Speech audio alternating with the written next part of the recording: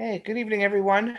We'll just give this a minute for everyone to enter the webinar, and we'll begin momentarily.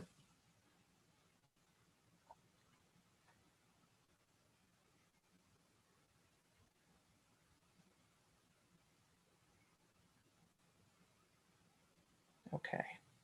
All right. Just in the interest of time, we will begin.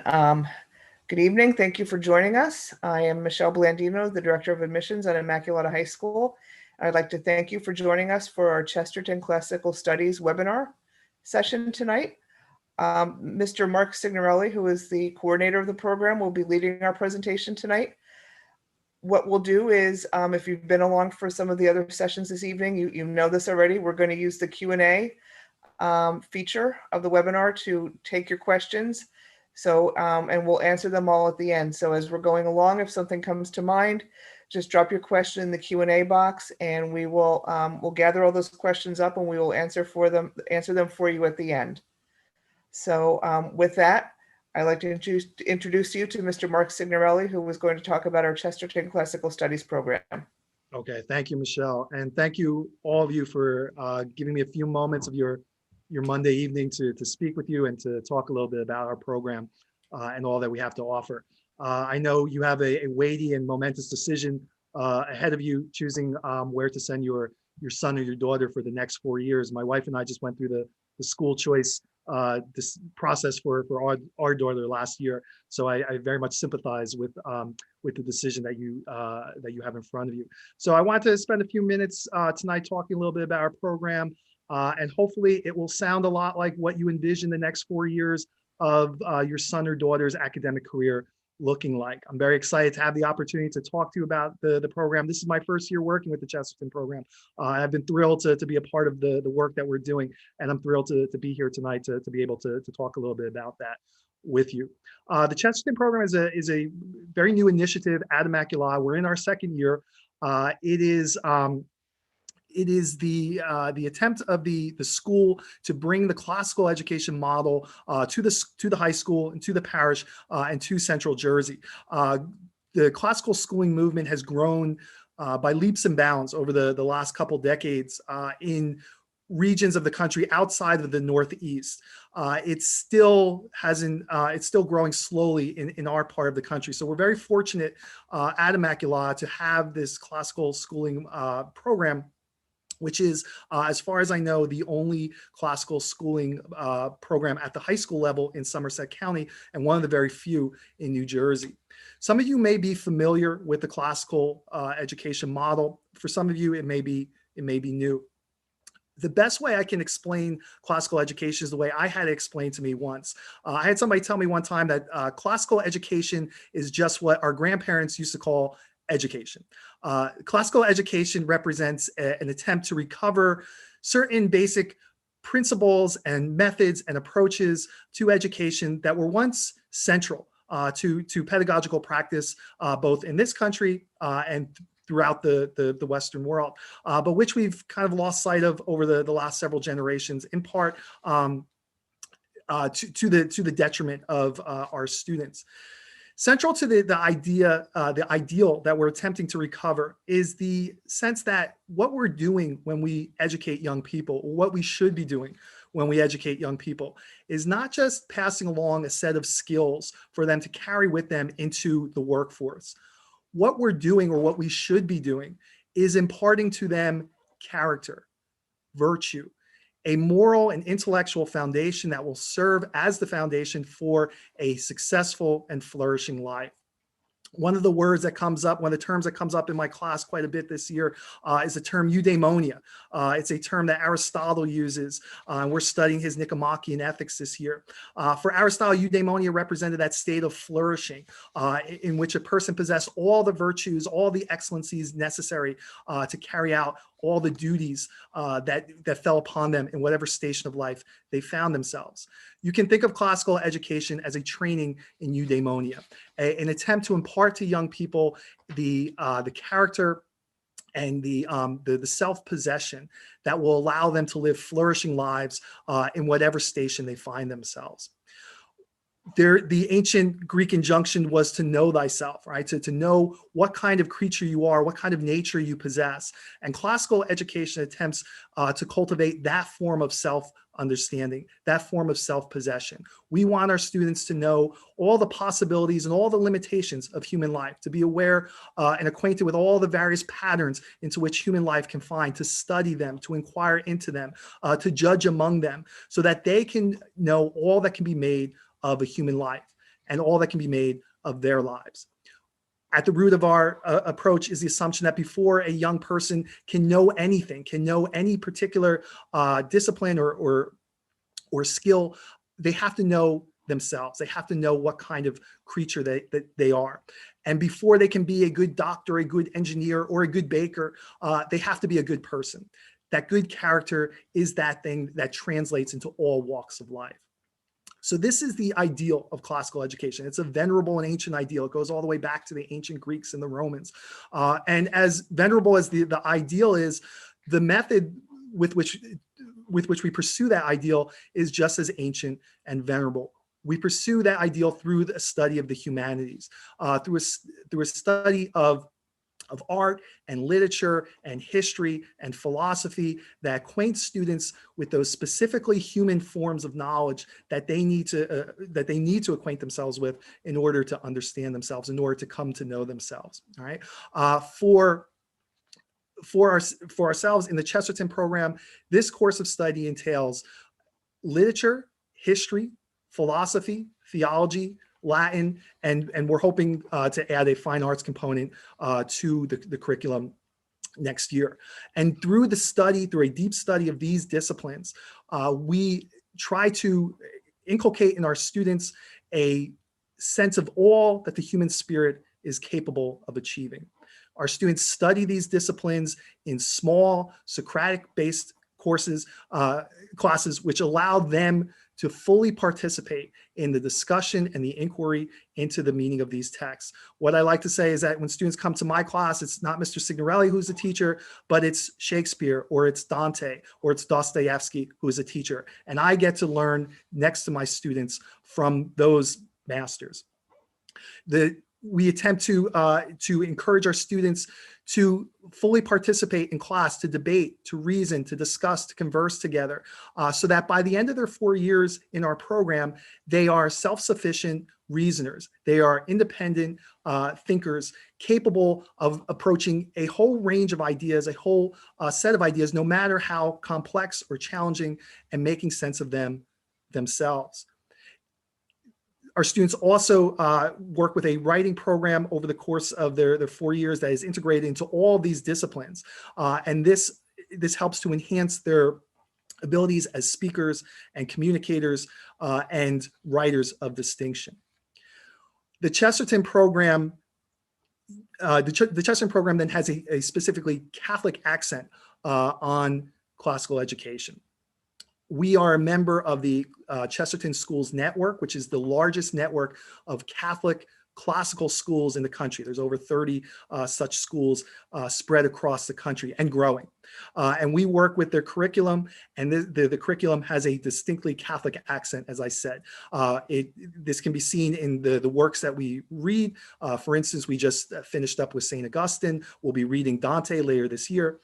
It can be seen in the requirement for theology, which is a 4-year requirement of the program, and it can be seen in some of the sort of what we call extracurricular activities of the program. We are currently training our students, or preparing our students to partake in their first Latin Mass, which we're hoping to hold soon. So the Catholic identity of the program runs throughout the entire curriculum, throughout the entire program, and is one of the things that makes our program, our approach to classical studies, unique.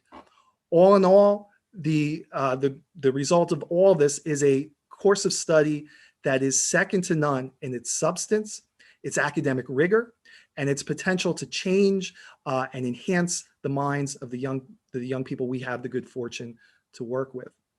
This is my first year working with the program, as I said, but this is my 16th year teaching. I had the good privilege prior to coming to Immaculata to teach at 2 outstanding high schools. And I can say with great confidence that nothing out there compares in substance to the program that we are offering to our students in the humanities. Our students who enter into our program are admitted to an integrated curriculum, which means that students take all the courses from our list. We don't provide a catalog of classes for students to choose from. We do ask students to opt into the program in its entirety, which means that students who opt into our program are taking the history, the literature, the theology, and Latin for the first 2 years. Latin is for the first 2 years with us. And the reason that we ask students to do that is because the curriculum has been designed in such a way to integrate all the different elements together so that the students can see the different the connections between the different disciplines and inherit from us or take from us a worldview, a integrated perspective on things rather than a set of fragments, right? We want to impart to our students a way of looking at the world, and this requires them to see the connections between history and literature and philosophy and so on. We as teachers in the program work together quite a bit in order to integrate the curriculum. We design various assignments that will cut across the different disciplines. Excuse me, some of the reading will pass from one class to another. So everything has been designed to integrate all the various disciplines together. So we do ask the students who partake in this, in our program, to opt into the program in its entirety. Those who do so will receive weighted grades that are comparable to students outside the program who are taking honors and AP courses, so that students who opt into our program are receiving academic credit for the challenging work that they're doing. They will also be eligible to take a number of AP exams in the humanities, including English, history, and Latin. Students then will take their math and science courses outside of our program in the courses of the school as a whole, as well as electives that they will have room for in their schedule. All right. So, who are students who would flourish in our program? Who are good candidates to be members of the Chesterton program? Well, I would say any student who loves to read, who loves to read a good book, any young person who can get into a good book and wants to read more good books and wants to talk to them and wants to be around other students who also love to read and who want to talk about those books. That's the kind of student who would do very well in our program. We do require a greater amount of reading than the average academic program. And we ask students to come to class prepared to engage in discussions and inquiries into that reading.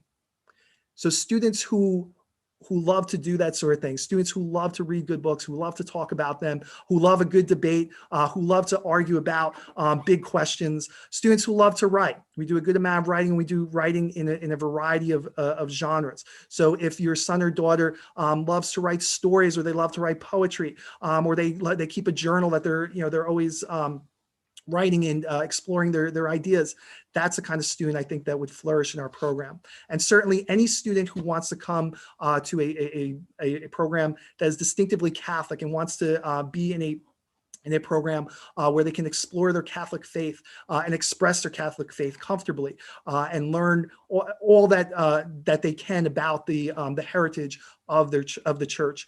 That's the kind of student I think who would really flourish in our program. So as I said, I could talk all night about the program. It's very exciting for me to be part of this work, but I will pause here for questions at this point.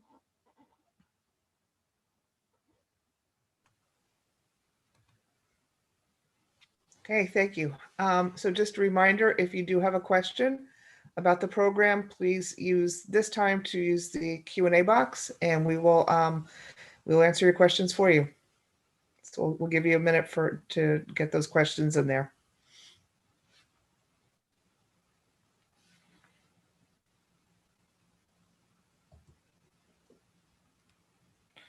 How many students do you accept into the program every year? So we don't have a cap on the number of students that we admit into the program each year. We do have a cap on the size of the classes. So right now we're capping the classes at 18, and that's to facilitate the Socratic discussions. And so, depending on what the numbers would be, we would run multiple sections if need be. So we don't have a cap necessarily on the size of the class admitted, but we do cap the classes in order to facilitate the Socratic format. Okay, thank you. Is the Chesterton program by invitation only, similar to the Marion Scholars Program? No, it is not. We are, as I said, we are open to any student who feels up to the work that we are that we would ask of them. We will have a conversation with any students and parents prior to admission, just to make sure that we're the right fit for them, that they are prepared for the particular type of course load that we present to students. But certainly any student who is intrigued by the program and thinks that they would benefit from the program, we would certainly be glad to have them. Okay. How many books are typically covered in the program? So I'm not sure if that is referring to like per quarter or per year. I can tell you what we're working on right now. I'm working with the sophomores right now. So to give you a sense of what those students are working on, they read the Confessions of St. Augustine in the first quarter. So we read that throughout the quarter. And so we worked at, I would say, a fairly leisurely pace as we went through that, and we read that fairly carefully. As they were in my class, and then I should say there was a supplementary reading, which was the work Orthodoxy by G.K. Chesterton. We're the Chesterton program, so we can't get away without teaching a little bit of Chesterton. So we did a couple chapters from that work as a kind of supplementary reading, which we kind of squeezed in among the Confessions. And then they're taking that book in the second quarter and reading that in theology. And so that's like one of the books I referred to that kind of gets passed around from teacher to teacher. So while they were reading that material with me in my class, in their history classes, they were reading a variety of texts. They were reading from their history books and some supplementary texts to go with that. And they were in their theology classes reading primarily in class in the New Testament. So so as far as homework, I would not say there is an undue amount of homework. I wouldn't necessarily say the homework is more than what students in other programs would get. What I would say is that in terms of quantity, what I would say is that the reading tends to be at a pretty high level. We don't read, we don't do light reading, let's say. All the texts that we read are substantive and challenging. And so that I would say is the unique challenge for a student in our program. Okay. And then a follow-up question to that. If a student is not used to reading higher level books, would they be overwhelmed as an incoming freshman? No. So we're very cognizant of the fact that the program is a little bit of a switch for many students. So we definitely make the attempt to ease students in as freshmen. The curriculum as a whole has been designed to ease students into the classical model. So the students will spend a good deal of time early on in their freshman year reading together in class, reading together and discussing together the material in class before later on in their schooling, they're prepared to read more comfortably on their own independently. So we definitely do make it an attempt to ease students into the classical model, ease them into the reading of these higher level texts, and to make that transition comfortable for them. Okay, thank you. Another question, what type of questions will be talked about or debated? Sure, great question. So again, I'll use the material that we went through in St. Augustine as a good example. So as we read through Augustine, the focus of the discussions tended to be on the way Augustine understands the relationship between the intellect and the will, right? He has a phrase that he tried to make his will a will, right? What Augustine struggled with was the fact that he couldn't do the thing that he wanted to do. He couldn't commit himself fully to God in the way that he wanted to, and that his temptations kept holding him back. And so what did that reveal about human nature? What does that reveal about all of us? And one of the things that we said it does reveal is that at the core of all, inside all of us, right? That at the heart of the human identity is this longing, this hunger, as Augustine describes it, for God, for the truth, right? For goodness. And that everything that keeps us from fulfilling that hunger, from satiating that hunger, is in a sense an impediment upon our ability to live freely, to be the kinds of people that we want to be. And so it's a very different understanding of the human psychology. It's a different understanding of what we think of when we use the word freedom, right? And so we focus on the way Augustine really challenges us to look at ourselves, to look at our nature, what we would call human nature, from a very different perspective than we're used to. And so those were the kinds of discussions we had as we went through the text. One of the auxiliaries I used as we went through the text were some statues by Michelangelo. If anybody's ever seen those statues, they're referred to as the slaves, right? They're the statues he created at the end of his life, and they're only half complete. And you see the form of the human being encased in this hard stone. And we said that's Augustine in his moral development, right? There's the image of God encased in this hard crust of his own sinfulness, from which he's desperately trying to liberate himself. And we said that this is what development looks like for all of us, right? This is what human development looks like for all of us are trying to liberate our ideal selves, our best selves from the crust of our own sinfulness. And so this was kind of the overriding theme of the discussions that we had. And so I would say that is representative of the kinds of conversations that we have in our classes. Okay, good. Thank you. Another question, can you earn college credit through any of these classes, such as AP credits, things like that? So again, students will be eligible to take certain APs. So we're still working on that schedule. Again, this is our second year. We haven't reached a stage where any of our students are eligible for the APs. So we're going to work on a schedule and have that in place before next year, so that we can let our students know exactly which APs they'll be eligible to take at which points. Success on the AP exams is what earns the college credit. So they will be able to earn college credit through the AP exams. Okay, good. Thank you. Another question, how does participating in this program impact your elective choices over the 4 years?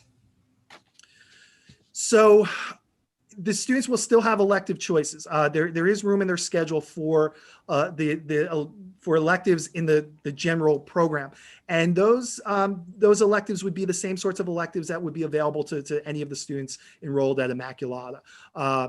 And so I'm not as familiar with those as I am with our own curriculum, but I know at each level, from freshman year through senior year, there's a variety of electives that are available to the students, and our students would have the opportunity to take those electives.